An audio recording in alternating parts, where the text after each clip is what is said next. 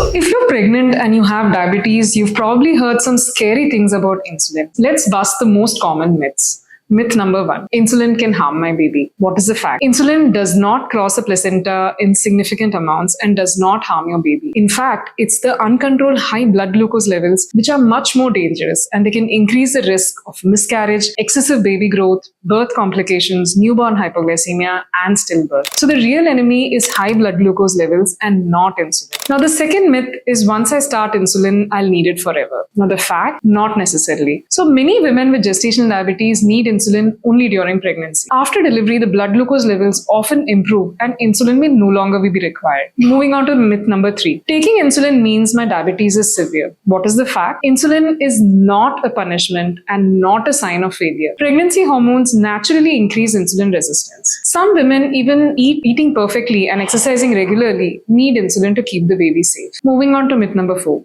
Insulin injections are dangerous. What is the fact? Modern insulin needles are extremely small and they are designed for safe use during pregnancy. Most women find that the anticipation of insulin is so much worse than the insulin injection itself. Moving on to fifth myth.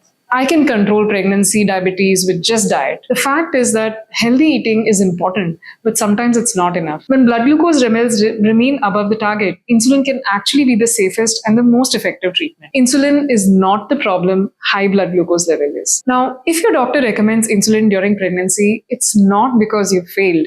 It's because we're protecting two patients at the same time, both the mother and the baby. Share this reel with an expecting mother who needs to hear this.